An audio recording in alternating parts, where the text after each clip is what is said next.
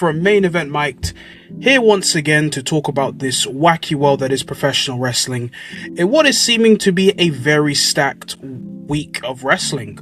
I'm recording this Tuesday, so literally after Monday Night Raw. I feel like the next batch of recordings, if you see from the when you listen to this, it'll probably discuss AEW, so I'm just recording my thoughts coming after Monday Night Raw, and then what will happen is probably the additional thoughts of AEW will be added into this. But yeah, let's talk about Monday Night Raw. Let's start with WWE. We'll start off with what transpired on Monday Night Raw. I think that's, of course, going to be the biggest talking point of this week coming from WWE. Is that we knew that Sami Zayn was going to defend his undisputed WWE Championship after Cody Rhodes beat Jey Uso in a number one contenders match on SmackDown. That was the big match that they were promoting. But of course, Monday Night Raw was taking place in the Allstate Arena in Chicago, a very familiar stadium to WWE fans. And there has been rumors and things going around about the Second City Savior CM Punk making his return to WWE after not showing up or not being around WWE since post WrestleMania, so the Raw after WrestleMania. And we started off Raw, of course, with Sami coming into Raw, kind of high-fiving everyone, gloating in front of Cody, and then Cody gets attacked by Gunther. Ironically, someone predicted this in one of the TikTok videos I made about what could happen what could happen on Monday Night Raw, and it has come alive. Gunther attacks Cody, pretty much eliminates Cody from the match. Cody is no longer able to compete, and that leaves a spot open for who could challenge Sami Zayn. And lo and behold, Nick Aldis was the person that was able to find it, not Adam Pearce. You're telling me Adam Pearce, throughout this whole Monday Night Raw roster, you could not find anyone to replace Cody Rhodes? It had to be Nick Aldis. Kind of looks incompetent, I can't lie. Then we get to the main event. Sami Zayn. We'll start with the main event, and then we'll kind of claw our way back into the rest of the shows because I wanted to focus on this. CM Punk makes his return, a big return. The gate opens up. He makes a very big walk through the back of the stadium, through the gorilla, into the ring. CM Punk is back, and he was the replacement for Cody Rhodes. And overall, I thought this was a really good match. I think Sami Zayn and Punk have kind of been in form in terms of their matches. I mean, CM Punk arguably has one of the best WWE matches in terms of his match with Roman Reigns. I thought the triple threat match between Sami Zayn, Punk, and Gunther was great too. So both men were in form in terms of great matches, and they didn't disappoint. The crowd was invested in everything. You had at times Punk and both Zayn using moves against each other. If it was Sami Zayn using the go to sleep, CM Punk trying to use the haluva kick. There was even a time where Sami Zayn hit a haluva kick. It was a go to sleep into a blue thunderbomb for a near fall. But it was CM Punk who, in his hometown, in a place that he knows very well, was able to get the victory after hitting a haluva kick and then a go to sleep for the 3 count and becoming an 8-time world champion, winning the championship in his hometown. Of course, there's going to be a lot of talks about CM Punk winning the belt and what is to make of Sami Zayn's title reign and a lot of things going out. Let me start with this. I think it was a very smart choice for Triple H to go with CM Punk to take the belt away from Sami Zayn. If it was Cody Rhodes, I'm not gonna lie, Triple H might have war criminal charges on him if he decided to have Cody Rhodes win that belt in Chicago. So I'm glad that was, because look, as much as I like Cody, doing the whole Cody wins, Cody drops the belt because he probably senses that the crowd are getting tired of him, and then he gets the belt back, it's kind of getting played out. And it's probably the smarter choice. If Sami was going to lose the belt, this would have to be the choice. For Sami Zayn, it sucks. A 9-day WWE Undisputed title reign. It's very similar to the likes of when Christian won the World Heavyweight title in 2011 and lost it in like 3 days because SmackDown at the time was taped, and he lost it to Randy Orton. Rey Mysterio winning the WWE Championship in a tournament. only to lose it an hour to John Cena in 2011, and that's when CM Punk made his return with a new theme song, which he has right now, which is Cult of Personality. And yeah, it's a lot of things. I think the way they presented CM Punk's return was great. Is there a lot to question CM Punk in terms of his character right now and how I would say not too long ago, but I would say decades ago, he would question and go after the people who would win the championships the way he won against Sami Zayn.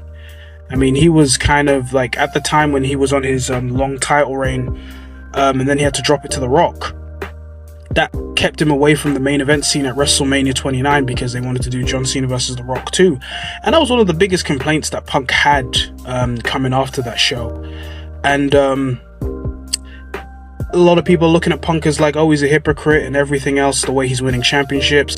Sami Zayn gave a very passionate promo after Monday Night Raw, which WWE released, which I feel like that's going to be the big angle towards him potentially being involved in the title match at SummerSlam. I don't think it will be straight away Cody versus Punk. I think WWE eye that as a WrestleMania match. I understand trying to make SummerSlam as big as WrestleMania by having Obafemi, Brock Lesnar, Roman Reigns, Seth Rollins, which we'll get to later, and we'll definitely get to that Seth Rollins promo because,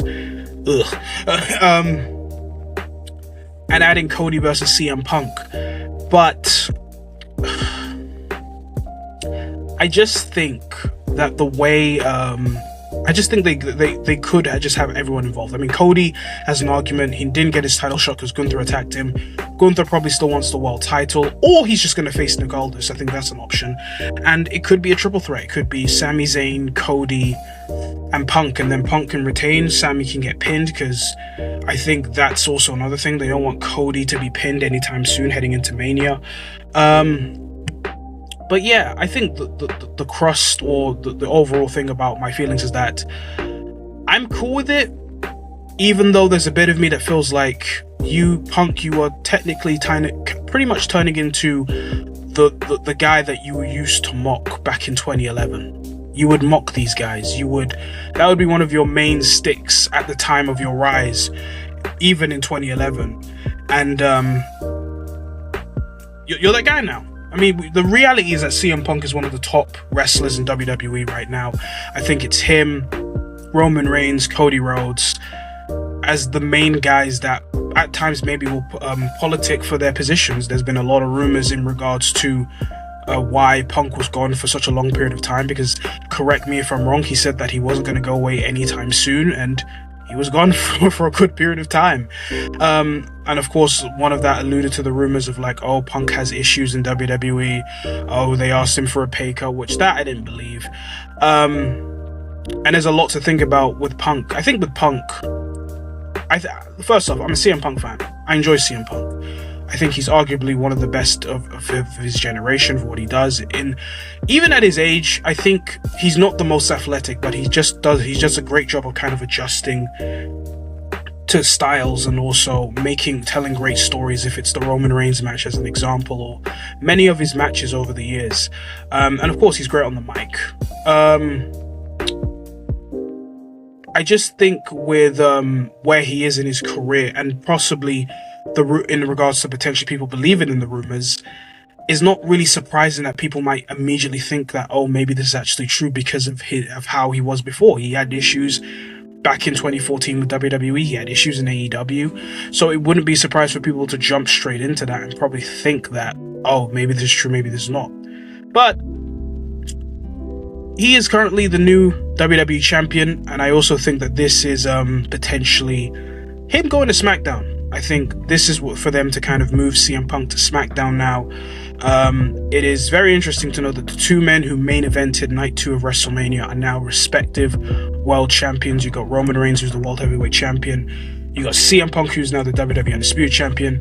I saw something very, very funny. I think, correct me if I'm wrong, I think this happened at WrestleMania 9 when Hulk Hogan subbed in for Bret Hart against Yokozuna. Correct me if I got that right, because my history is a bit fuzzy on that, but I saw something where they kind of did something similar to CM Punk, and I mean, this one was right. If they had to do it, they had to do it. Because they had to find a way to kind of get the belt off Sami. Look, Sami was a transitional champion. You do feel bad for the fact that it was only 9 days, because when you look at Sami Zayn's world title reign, it's not a title reign. It's a trivia question. It's who won the undisputed WWE Championship at Night of Champions 2026, and how many days was it? That's just kind of how it feels. Especially in a year where we've had champions who you could describe as underdogs, and I'm going to use AEW as an example. When we saw what Darby Allin's world title reign, no one really wanted a Darby Allin world title reign in 2026. We had it, and it was arguably one of the more eventful and memorable championship runs because of what they did. Not to say like they could have maybe done something similar to that extent, but he could have had at least a title defense. Like, he could have. But yeah. CM Punk is the new WWE champion. It'll be very, very interesting to see how they go after this. I'm predicting a triple threat because I think Gunther's got something to do with Nick Aldis. He has mentioned him multiple times, even on Raw, to say like, you're a terrible wrestler. I think that's just a way to kind of tease potentially Gunther versus Nick Aldis. But yeah, let's go into everything else that happened on the show. I did think Raw was good. It was a good show. We started with Seth Rollins in a promo. He was dressed in all black. Can we ever talk about this promo? I wasn't the biggest fan of this promo. I kind of felt like it dragged a lot. A lot of the same points that Seth Rollins uses to talk about how Roman Reigns was clearly the chosen one, critiqued his wrestling, said that everything was gifted to him, and yada yada yada. Things that I've heard Seth Rollins say, and he even tried to connect with one of the fans in the crowd. And you can even feel like the crowd wasn't invested in his promo this week until LA Knight came out, and everything changed. LA Knight's points were perfect. He says that every single time he's tried to have an opportunity at the championship, it gets taken away by either the Bloodline or the Vision, back when Seth Rollins was part of the group, and the crowd hit with everything, This just wasn't a great promo from Seth Rollins, in my opinion. I think Seth can give great promos, but I think this is kind of the criticism I have with him. Great wrestler, but then when things are just like, there are times when he can just have promos that are just not as effective and boring. And this was, in my opinion, just one of those ones that wasn't that effective. When LA Knight came in, he sparked life into that crowd, because you felt like, maybe it's just me, but that crowd they did not care for what Seth Rollins was trying to say. This 9-year-old in the crowd. I was this 9-year-old. And the problem is that Seth, a lot of the things that you've done to Roman Reigns is because of you. Like the Shield, the Wise Man, Paul Heyman with the Vision, ending his long-term title reign, playing mind games with him in 2021 when you were wearing the Shield gear and kind of getting to his head. There is a lot of justification for why Roman Reigns hates you right now than you trying to build sympathy from the crowd. Yes, the Bloodline this, Bloodline that, but compared to what he did last week, which I thought was pretty good, this one was just a step down, in my opinion, from Seth Rollins. Then after Jimmy, actually, because, Jay's... Okay, there was a report that came out from TMZ that Jey Uso, not to speak about it too much, but Jey Uso's wife has filed for a divorce. Jey Uso responded by saying on Instagram, "I'm a grown-ass man," and alluded to don't involve her name. It's been heavily rumored, and I'll say this with heavily rumored, but I think it's pretty much confirmed that Jey Uso's pretty much dating Jada Parker. At the end of the day, it's not a business, but I wouldn't respond with that, My response to this, I'm a grown-ass man. Look, we don't know what happened. We don't know why the divorce has been fully confirmed. I know a lot of people have got their theories because potentially Jey Uso's dating Jada Parker. I think we have so much evidence to kind of allude to that, because I remember there was a picture when Natalia had a picture and it had Jada Parker and a few other wrestlers. Jey Uso's was blurred, which is like, you're confirming it, and he's pretty much confirmed it without even saying it, going back to like WrestleMania weekend. yeah, we just went into a weird place where we're talking about Jey Uso, but yeah, Jimmy Uso attacked LA Knight after, and then LA Knight tried to attack LA Knight tried to attack Jimmy Uso after, but then Jacob Fatu got involved to help. Then, for some reason, the Street Profits lost their tag team championships. At the beginning of the show, Montez Ford wanted to grind and thrust to a security guard for about a minute. Montez Ford is funny, but I just called and found out, like, what are you doing, my guy? They dropped the belts to The Vision, Austin Theory, and Braun Breaker. Before their entrances, Paul Heyman said, "You guys suck. Bring me something and we can work together. Or not. Or you guys suck and we can disband this. Can you disband this group even if they win anyway?" By the involvement of Maxine Dupree, which has been teased for so many weeks, I kind of feel like they decided to turn her heel after they gave her her IC title reign, where she wasn't really connecting with the crowd. And yeah, they're the tag team champions again, which, okay, why? I guess. I felt like we were doing something by putting the belts on Street Profits, but it seems like we're not. And then after, we saw Paul Heyman say, like, you guys did something great, but he pointed out to Maxine Dupree. They got into a car, and then Alpha Academy of Otis and Akira Tozawa looked on, very sad and heartbroken of what Maxine Dupree has done. I think that the Vision as a group are on their last legs. This is probably their last chance to kind of do something. But I will just say like this, poor Braun Breaker. November, this guy was World Heavyweight Championship bound, and now he is maybe one of the least talking points of the Vision. It's about, look, we'll see what they'll do with Austin Theory and Maxine Dupree, if they can do anything. Like, since Austin Theory being in this group, I don't think he's done anything of an achieve, like, and I don't mean this to be disrespectful. There's something there potentially, and I get why WWE are still trying to do something with him. I don't really see any improvement since he's been in the group. He's still kind of the same guy as he is, just a guy who maybe works better as a babyface, but they're trying something with him as a heel, and it's just, in my opinion, not really working out. Braun Breaker, I just think he needs to leave this group, and I don't know, just steiner yourself. You know what I'm saying? Like, it's just not working, and I don't think the group's working. A lot of the factors has been injuries, like to Braun Breaker, Bronson Reed, even Logan Paul. I think that's the main reason why Braun Breaker's in this position with the tag team title. And I just think it is a ginormous downgrade from where he was when he was literally feuding with Seth Rollins.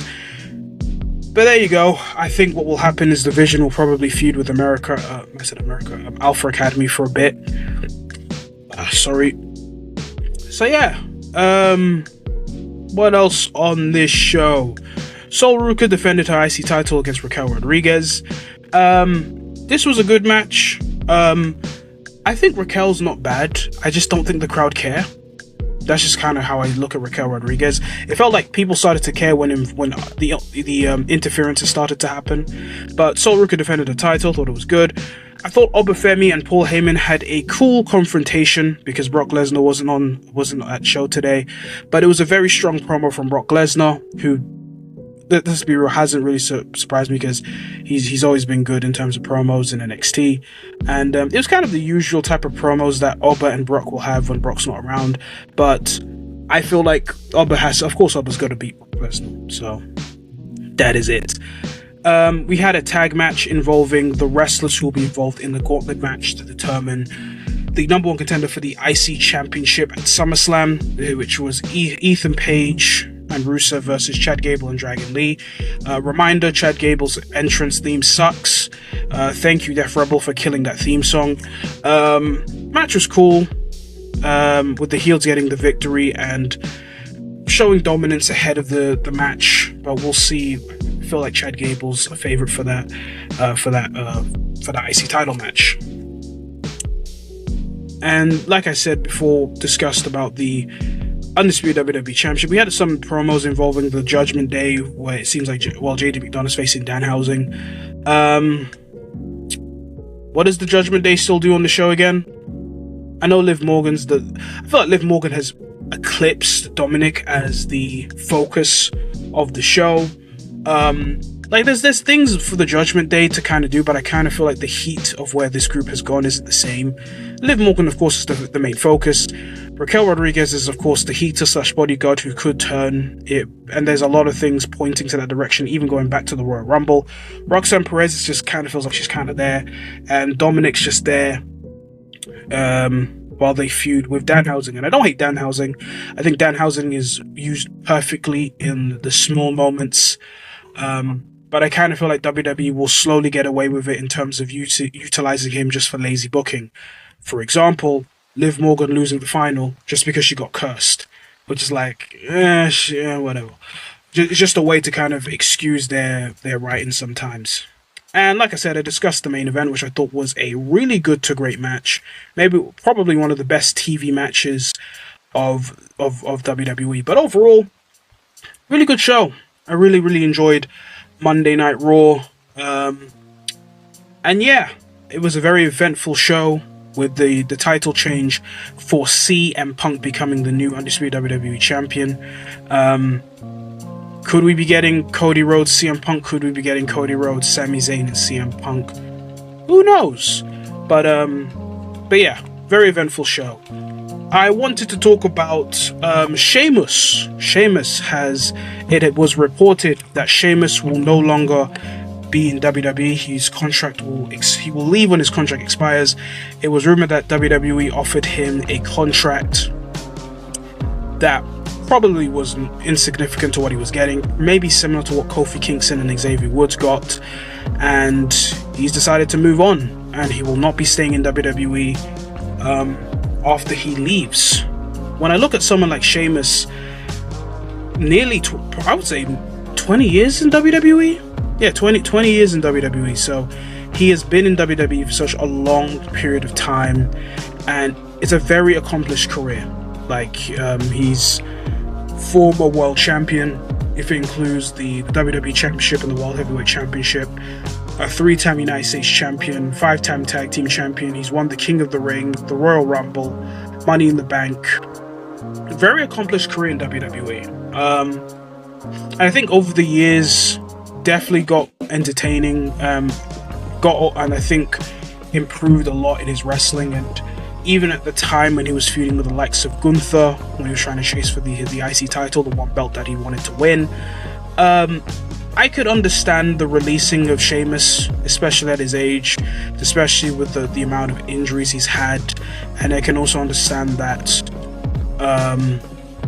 there isn't that much of an interest for Sheamus in 2026, despite potentially that one story of the IC title. But with where things are going, I don't know if they could tell that story right now. I feel like there's a story potentially with Chad Gable coming after the El Grande Americano match, where he could go for the IC title. So he's decided to go and not to stay in WWE. Like I said, a very achievable career. I think the one loss, of course, will be the Celtic Warrior workouts, which were very eventful videos, where he could probably still continue it, but it just won't be under the WWE banner. Maybe he could still do that. And the question is, where could he go? Could it be AEW? Could it be TNA? I think with his wrestling style, it would be very interesting if he does go to Japan, but something's telling me it's a toss-up between AEW and TNA. I think with AEW, I don't know, because it's like a wrestler who's in his late 40s, who has injury issues. Is it enough to bring him into a roster where he could be definitely lost in the shuffle? And it's an ex-WWE guy, which, I mean, AEW have brought in ex-WWE guys, and ever since the creation of AEW, you will have wrestlers interchange from one company to another. Andrade is the biggest example. I think he's the first one to go from WWE to AEW to WWE to AEW. So you're going to see this happen. And some can have really good momentums, like Andrade's having in AEW. Some can just be like, you're doing fine, like Chris Jericho. So I could see a TNA, depending if they've got the money for him. AEW, of course, would pay big money to bring him over because of the money that they have. But we'll see. We'll see where Sheamus will go. I think he'll still wrestle for some time before calling it a career. He is only 48. I think he's literally just a year older than CM Punk. But we'll see. We'll see where his career will go. And AEW. Let's talk about AEW Dynamite that just took place. It was its Beach Breaks show, which was heavily advertised as a Beach Break show, and also the location they were going to use, which was the Baycare Sound in Florida.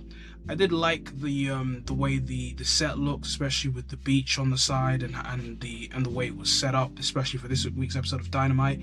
But let's go on to the show. We started off with Tommaso Ciampa versus Chris Jericho, a feud that I haven't really been super invested in, to be honest, but I thought this was one of their better matches together.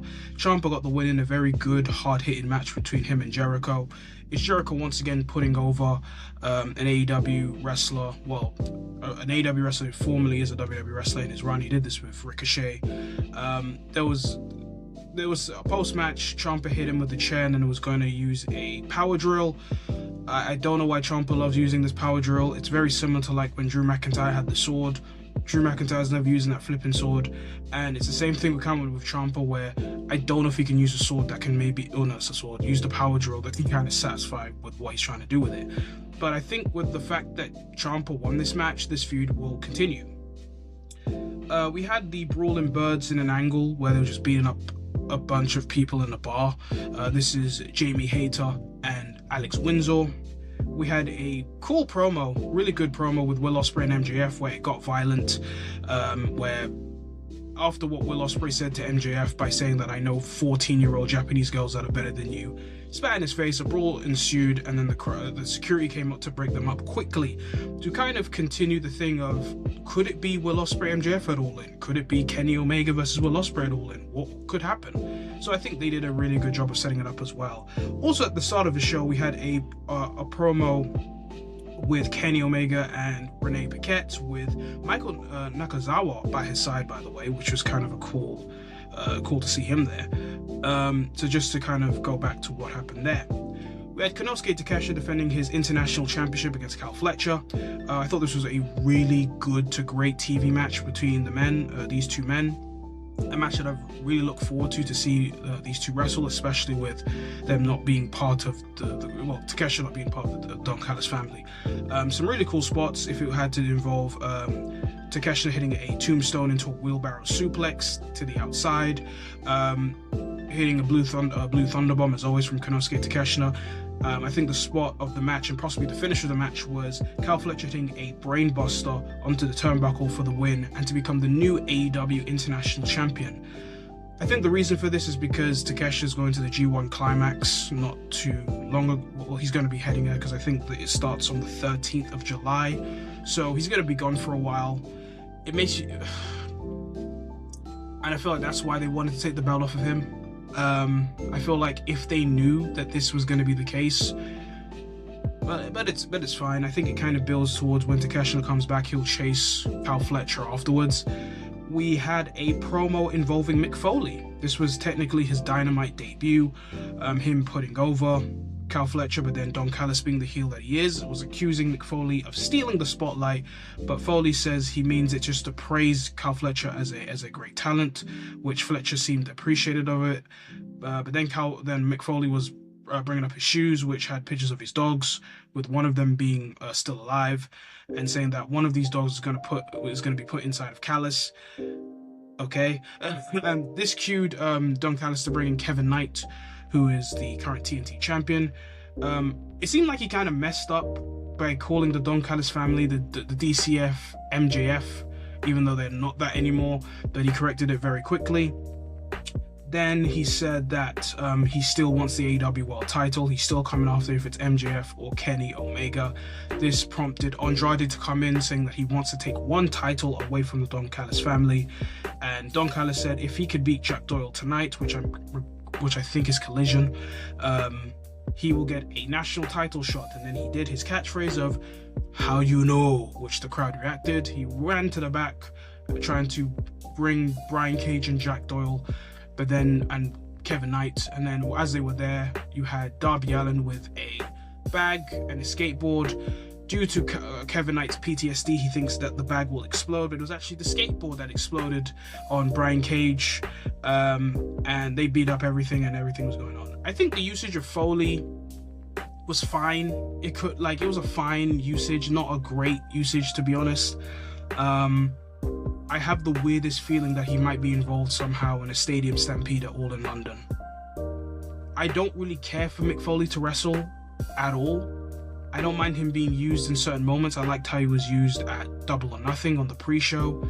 This one was a bit inferior compared to that, but I'm getting the sense that maybe down the line he could be involved if AEW are going to do an all-in stadium stampede at Wembley. But yeah, Will Ospreay and Jon Moxley defeated the Workhorsemen in a tag team match. Then we had a promo package from Hikaru Shida, the current new TBS champion. Then we had the women's Casino Gauntlet match. This was designed to determine the number one contender for the women's title against Tekla at Redemption. You had Tekla on commentary, who was absolutely funny and hilarious. I just love Tekla. You had Mercedes Moné, who was watching from a beach chair near the entrance ramp as well. So the rules of the match, of course, the first fall wins, with the fall happening at any time, so it could happen while the entrances are going on. First we had Athena come out, then we had Maya World. At number 3 we had Sky Blue. Then at number 4 we had Mina Shirakawa, who just randomly was like saying, I look at Mina Shirakawa as a blow-up doll, so I could just motorboat her. The commentary booth no-sold that completely. This woman is insane, crazy, and funny. Then you had Rina come out from Stardom. In her words, Rina is one of the few smartest B words I know from Stardom, so we're cool. And then number 6 we had Julia Hart come out. Number 7 Thunder Rosa. And then number 8, the returning Willow Nightingale, who's been out since injury, which she was forced to vacate her TBS championship, but she made a surprise return, and she was the winner of the Casino Gauntlet match, meaning that she will face Tekla for the AEW Women's World title at Redemption. After the match, Tekla attacks Willow, but then I forget their tag team names, but it was Megan Bayne and Lena Cross. They then attack Julia Hart and Sky Blue. Willow's trying to go after Tekla, but then Mercedes comes in, but attacks both of them, and she stands strong with the Owen Hart championship holding up high. I do feel like this could potentially mean that maybe this could maybe signify, oh, maybe they could do a triple threat, but I'm leaning more to the fact that potentially Mina's going to beat Tekla at Redemption, and it's going to be did I say Mina? Willow's going to defeat Tekla, and we're going to get Willow versus Mercedes at All In. Willow has a victory over Mercedes going back to New Year's Eve Dash, which was last year when she beat Mercedes for the TBS title. So there is a story there. It would be a shame if Tekla isn't involved in a big way in All In, because I think she deserves it, especially with how she's carried the women's title, her character and everything, and she's been one of the brights, I won't say bright spots, but one of the more enjoyable things of the women's division since the loss of Toni Storm, Willow at the time to injury, and other things as well. But we'll see when we will get there. Then we had a video package of Jack Perry confirming that he has re-signed with AEW. This was a promo package where they showed him with Tony Khan signing the contract and everything. His ambitions is to become the AEW World Champion. We'll see about that. And then we get to the main event. Maxwell Jacob Freeman versus Kenny by God Omega for the AEW World title, with big stipulations for Kenny Omega. If Kenny Omega does not win the AEW World title, he will no longer challenge for the title ever again. A stipulation very familiar to the likes of Hangman Adam Page and Cody Rhodes. This was an exceptional television match. I really love this match. I love the drama. I love the in-ring aspects of it. I love the fact of Kenny drawing everything he can to become the champion here. MJF using tactics. Very similar links to their matches, if it's going back to the match at Collision back in 2021, I want to say, or even at Dynasty as well.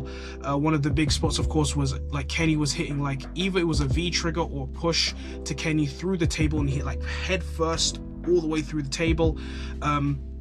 If it was MJF countering Kenny Omega's a super one-winged angel into a poison runner from the top rope, into a Sunseeker finisher for a near fall, you then had MJF was looking to cheat at times, and then it was Will Ospreay who was able to come out and stop to prevent it for the time being.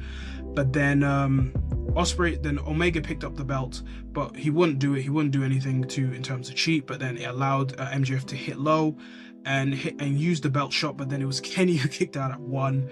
MJF and Will Ospreay and probably the whole crowd completely shocked. This allowed Kenny Omega to hit multiple V triggers, which was very similar to how he. This could maybe be me, correct me if I'm wrong. It felt very similar to how Kenny beat Kazuchika Okada at Dominion 2018 when he finally won the IWGP Championship in his feud with Okada.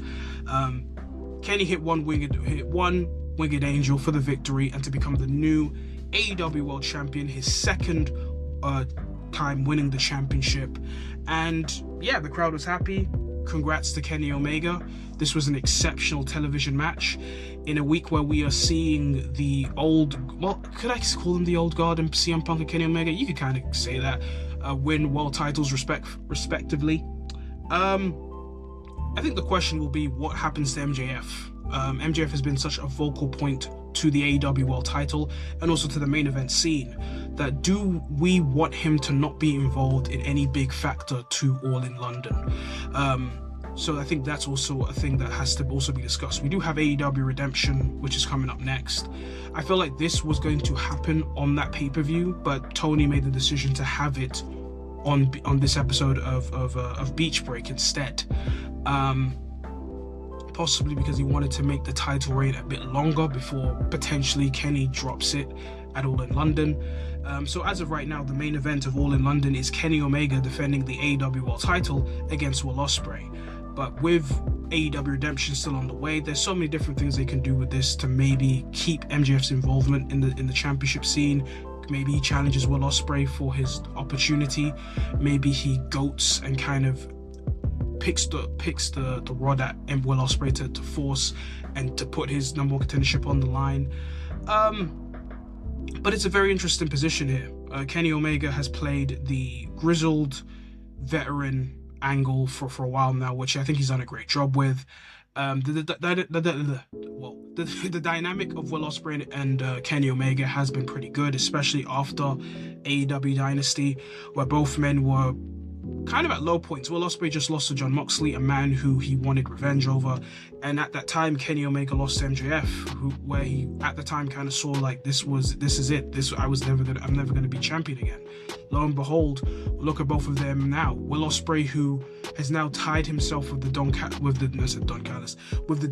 Death Riders, and has put him into a position where he is about to become a world champion against the man he respects in Kenny Omega, who is now currently the world champion. It is a very intriguing story that they have going up right now. MJF not being involved, or maybe he will add another wrinkle to it as well. But then of course you have the lingering potential of a Hangman Adam Page return, where MJF has talked about Hangman a lot in his promos, and we have not seen him at any point in time, and I feel like we will see him eventually. So I think that's also another thing to also look into account for the main event. But yeah, there's a lot of questions to be asked. With Kenny Omega becoming the world champion now, what does MJF do? Will he be involved in the world title scene at All In? Will it be a Hangman Adam Page revisit storyline? But we will see as the weeks go on. But overall, this was a great episode of AEW Dynamite with some great matches. If it was Konosuke Takeshita versus Cal Fletcher, if it was the main event, I thought Chris Jericho and Ciampa was a better match than what I thought it was going to be, and I liked the Casino Gauntlet match as well. A very newsworthy show of AEW Dynamite. So yeah, really enjoyed. And I'll say those are all the thoughts I have in terms of wrestling this week. I feel like there's something I was going to speak about, but I've almost forgot. But yeah, I really enjoyed AEW Dynamite. And those have been my thoughts on wrestling so far this week. I feel like there's a lot of things coming out. I think there's a Dark Side of the Ring that's just dropped, and it's going to be the story of TNA. I know the part 1 has just dropped, so I'm going to give that a watch, and hopefully I'll probably give my thoughts in the next video. The G1 Climax is going to be starting very soon, as I've alluded on the AEW side of this video, where it will start on July 13th, so the first matches will be in Chicago, and then of course I'll be back in Japan for the rest of it. But yeah, as WWE reach the road towards SummerSlam, they have a Saturday night main event, which the main match they're promoting right now is Danhausen versus JD McDonough. AEW have Redemption, which the only match they have right now is Tekla versus Willow Nightingale. So, and then they have All In. And also to address, of course, I think it's fine to address the big, I think this is what I was going to talk about actually, now that I'm still rambling on. Probably the biggest elephant in the room is the ticket sales of All in London.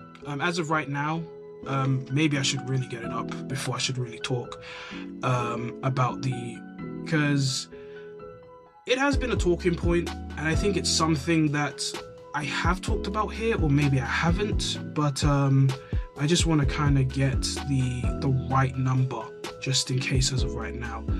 So I do believe that the tickets that have been sold right now for All in London, if I just get them up right now, this is 17 hours ago, and this is according to WrestleTix. So as of right now, there are 28,107 tickets that have been distributed for All in London. The current setup for the show is actually at 37,000.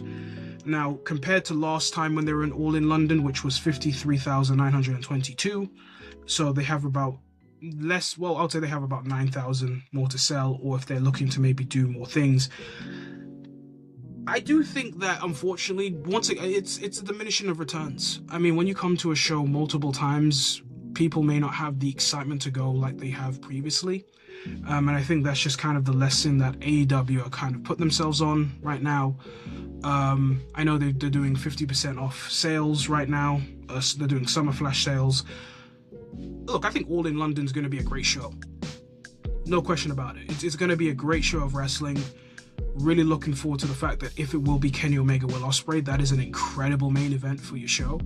But I think this is a lesson to Tony that maybe you shouldn't be going to London all the time. Maybe you should explore different avenues or different places in terms of going to Wembley all the time. And this is the first time they're going back to Wembley since 2024. But we'll see. There is over a month until the show is up, and we'll see how it looks. Do I think they have the chance to get to 37? Yes.